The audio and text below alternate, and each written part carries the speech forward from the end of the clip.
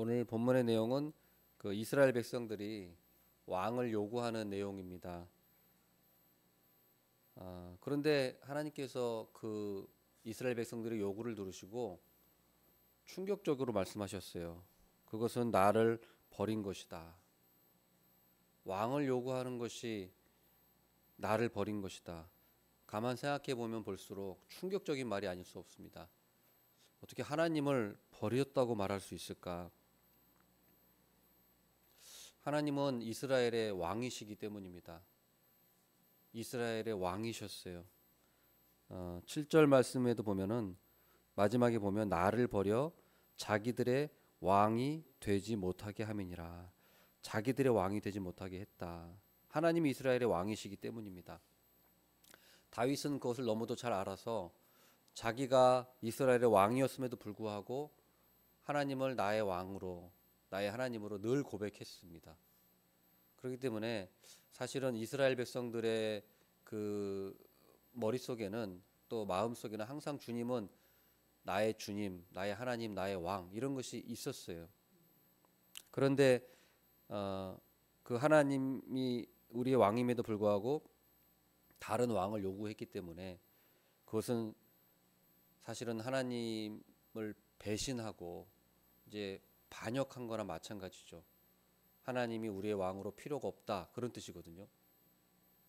그래서 사실은 충격적인 하나님의 선언이라고 할 수 있습니다.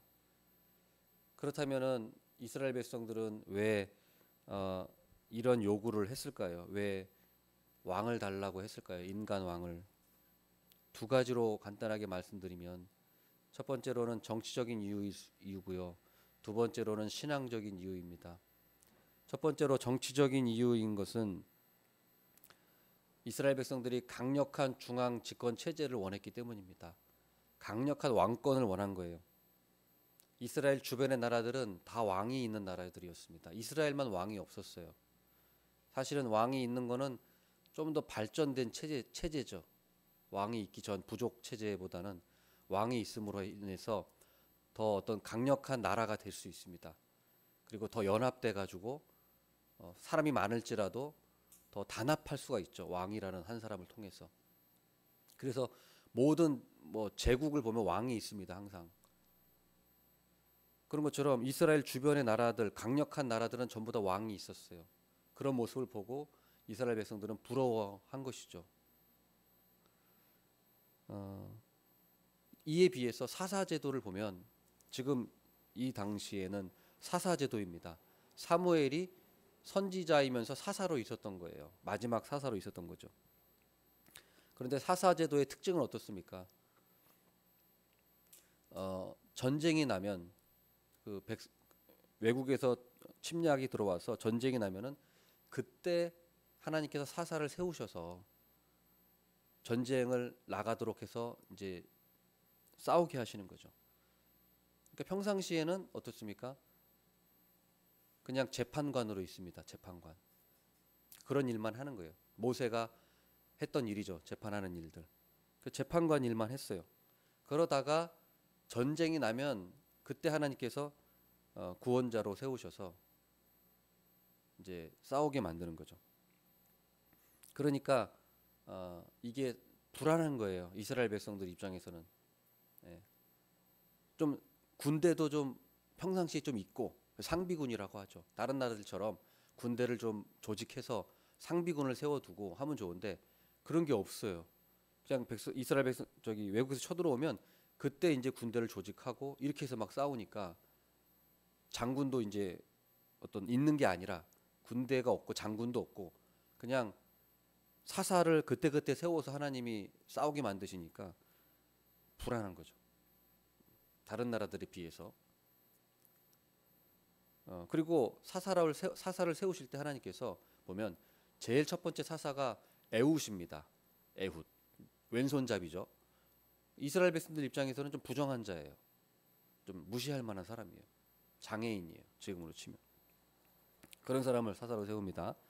또 두 번째 그 사사를 보면은 삼갈이라는 사사예요.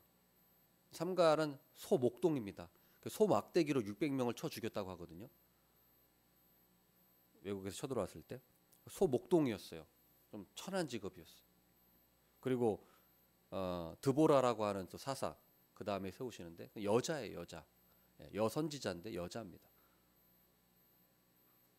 그리고 입다라고 하는 사람을 세웠는데 입다는 또 기생의 아들이었어요. 그러니까 하나님이 사사를 세우실 때 보면 이스라엘 백성들이 전부 무시할 만한 사람들을 세웠단 말이에요. 그러니까 그런 것도 어떻게 보면 마음에 들지 않았을 수 있습니다. 강력한 어떤 다른 나라 왕들 보면 얼마나 권위가 있고 막 그죠? 위풍당당한 그런 자태를 뽐냅니까? 근데 사사를 세웠는데 왼손잡이의 목동의 여자의 뭐 기생의 아들의 이게 받아들이기 쉽지 않죠. 그래서 이런 정치적인 원인들 조금 뭔가 불안하고 뭔가 마음에 안 들어요. 예, 다른 나라들처럼 뭔가 다 강력한 왕이 있었으면 좋은 거죠. 예, 리더십이 있는 어떤 그런 사람. 그런 것이 첫 번째 원인이고요. 그다음 두 번째 원인은 신앙적인 원인입니다. 근데 이게 가장 제일 사실 근본적인 원인이에요. 한마디로 말하면 하나님의 통치가 싫다는 거예요. 하나님의 이런 통치 스타일이 싫은 거예요. 사사제도가 싫은 거예요. 예. 하나님의 통치가 싫어요. 불안한 것도 있지만 하나님이 그러니까 사사제도를 보면은 그 시스템이 어떻게 돌아갑니까? 하나님을 잘 섬기면 평안해요. 그러다가 이스라엘 백성들이 하나님을 떠나고 다른 신을 섬기고 또 이방의 그 바알과 아세라 다른 신들을 섬기고 우상 숭배를 하면 하나님이 그때 이스라엘 저기 외국에 있는 나라들을 들어서 침략시키잖아요. 그러면 이스라엘 백성들이 또 회개하고 그래서 구원해 달라 그러면 사사 보내주셔서 구원시켜 주시고 그러다가 사사 말 잘 듣고 하나님 잘 섬기면 또 평안이 있고 그러다가 또 마음이 변해가지고 우상 숭배하면 또 하나님이 외적을 보내서 또 치게 하시고 이 시스템이 계속 반복되지 않습니까?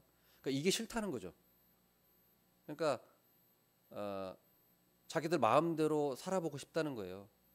하나님의 통치 안 받고 자기들 마음대로 살아보고 싶다는 거예요. 그랬을 때, 그러니까 우상 숭배했을 때 외국에서 쳐들어오면 이제 인간 왕을 세워놨으니까 그 왕을 세워서 그 왕이 자기들 대신에 이렇게 싸워주기를 막아주기를 바라. 그래서 왕을 세워달라는 거예요. 예. 그러니까 하나님의 통치 스타일 싫다는 거죠. 예. 그러니까 매맞기 싫다는 거예요. 그러니까 하나님 통치 싫고 그 자리에 하나님 대신에 왕을 세우고 싶은 거예요. 그래서 20절 말씀 보면 그런 내용이 잘 나와 있습니다. 이제 8장 20절 보면 이렇게 나와 있어요. 우리도 다른 나라들 같이 되어 그렇죠? 벌써 나오죠. 우리도 다른 나라들 같이 되고 싶다. 그래요? 우리의 왕이 우리를 다스리며 우리 앞에 나가서 우리의 싸움을 싸워야 할 것이다. 하는지라 이렇게 말씀하고 있죠. 이스라엘 백성들이 왜 왕을 세우고 싶은지 여기 다 나와 있어요. 그러니까 자기 대신 싸워줄 사람을 원하는 거예요. 그래서 우리 앞에 나가서 우리의 싸움을 싸워야 할 것이다. 그래서 여기 보면 우리라는 단어가 되게 많아요. 한 번, 두 번, 세 번, 네 번, 다섯 번. 한 절에 우리라는 단어가 5번이나 나옵니다. 그러니까 이스라엘 백성들은 자기 안위, 자기가 안전하게 살고 싶고 자기가 편안하게 살고 싶어요. 우상 숭배해도 자기 마음대로 살아도 그렇게 살고 싶은 게 본심이죠. 그러니까 마음에 우리만 가득한 거예요. 나만 가득한 거예요. 하나님의 사실 우리는 우리의 관심과 우리의 목적은 이제 하나님이어야 되는데 자꾸 나만, 우리만 이렇게 관심이 가 있는 거예요. 그러니까 이게 잘못된 거죠. 근본적으로 우리는 이게 인간의 그러니까 뿌리 깊은 본성이에요. 이것이요. 이건 누가 가르쳐주지 않아도 또 이것은 자연스럽게 이렇게 되어 가게 돼 있는 거죠. 그래서 하나님이 우리 도와주지 않아도 인간왕이 우리를 도와주길 바라는 거예요. 그러니까 하나님 도움 필요 없다. 그냥 왕을 세워서 그 사람이 우리 도와주게 만들 거야. 이게 뿌리 깊은 죄성입니다. 그래서 그 8장 8절 보시면 하나님께서 한탄하시면서 이렇게 말씀하십니다. 내가 그들을 애굽에서 인도하여 낸 날부터 오늘까지 그들이 모든 행사로 나를 버리고 다른 신들을 섬김같이 내게도 그러하는도다. 그러니까 이게 지금만의 문제가 아니라 지금 이스라엘 백성들의 문제가 아니고 언제부터라고 했습니까? 출애굽부터 지금까지 계속 그랬다는 거예요. 예, 계속해서 하나님을 버리고 다른 신에게 가려고 그렇게 해왔던 거예요. 이 뿌리 깊은 죄성, 나만 생각하고 하나님 통치받기 싫어하고 내 마음대로 살고 싶어하고 그냥 내가 모든 걸 다 마련해둬서 하나님의 도움 필요 없어도 잘 살 수 있게끔 만들어 놓는 거예요. 하나님 하나님 잘 섬기면은 평안하고 하나님 못 섬기면은 매 맞고 이게 싫다는 거예요. 이 자체가 싫다는 거예요. 이런 게 싫어. 그냥 항상 평안했으면 좋겠어요. 항상 안전했으면 좋겠어요. 하나님 혹시 나 안 도와줘도 나 안전하게 만들고 싶어. 이게 이스라엘 백성들이 자꾸 갖고 있는 뿌리 깊은 죄성이라는 거예요. 이게 참 고치기 힘든 거예요. 이건 우리도 마찬가지입니다. 우리도 마찬가지예요. 하나님 도움 없이도 뭔가 살 수 있도록 만들고 싶고 이게 참 그런 겁니다. 하나님 도움 없어도 자기들 힘으로 살아가고 싶은 거예요. 바벨탑을 쌓은 거 마찬가지죠. 바벨탑을 쌓은 거예요. 자기들끼리 다 이렇게 뭉쳐가지고 하나님 없이도 한번 살아보겠다 이겁니다. 이거. 근데 결과적으로는 어떻습니까? 이게 더 안전할 것 같아요? 이게 더 안전할 것 같습니까? 실제로도 어떤 게 더 안전할 것 같습니까? 성경을 보면 하나님을 의지했을 때가 가장 안전했어요. 우리가 이걸 알아야 돼요. 그게 어떻게 나오냐면 바로 7장에 바로 나와 있어요. 7장에 바로 나옵니다. 그 증명이 돼 있어요. 어떤 일이 일어났습니까? 그 블레셋이 쳐들어오죠. 블레셋이 쳐들어왔을 때 하나님께서 큰 우레를 발해서 물리쳤다. 그 말씀이 나옵니다. 그 말씀이 7장 10절에 나오죠. 7장 10절. 사무엘이 번제를 드릴 때에 블레셋 사람이 이스라엘과 싸우려고 가까이 오매 그날에 여호와께서 블레셋 사람에게 큰 우레를 발하여 그들을 어지럽게 하시니 그들이 이스라엘 앞에 패한지라. 큰 우레를 발했어요. 군대로 이기지 않았습니다. 뭔가 상비군이 있어서 나가서 싸운 게 아니었어요. 하나님께서 큰 우레를 발해서 이겼어요. 물리쳤어요. 그래서 그때 에베네셀이라고 하지 않습니까? 7장 12절을 보면 사무엘이 돌을 취하여 미스바와 센 사이에 세워 이르되 여호와께서 여기까지 우리를 도우셨다 하고 그 이름을 에베네셀이라 하니라. 도움의 돌이란 뜻이죠. 도우시는 분은 하나님이라는 거예요. 하나님이 우리에게 그러니까 우리를 지켜주시는 분은 하나님이라는 걸 꼭 기억해야 합니다. 우리 건강, 우리가 살아갈 수 있는 모든 것들을 하나님이 주시는 거지 인간의 어리석은 생각으로 내가 어떻게 내 인생을 지켜보겠다? 아니에요. 우리가 우리의 인생, 우리가 승리할 수 있는 비결은 군대의 힘이 아닙니다. 아니에요. 오직 하나님이 우리를 지켜주시는 거예요. 하나님. 우리가 이것을 꼭 믿으시기를 바라겠습니다. 마지막으로 흥미로운 것은 하나님께서 이 왕정 제도를 허락해 주세요.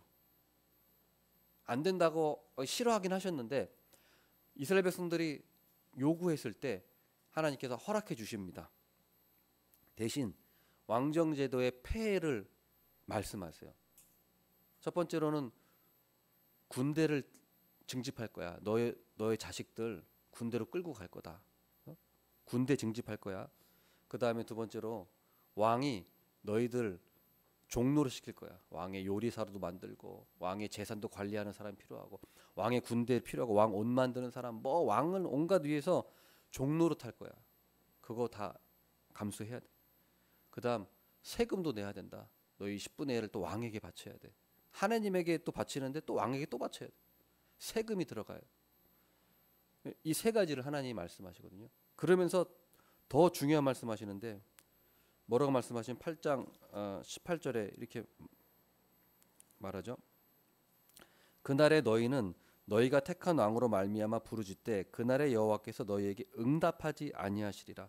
그러니까 왕이 이렇게 너희들을 착취하고 힘들게 해도 그때 네가 나한테 부르짖으면 나 들어주지 않을 거다.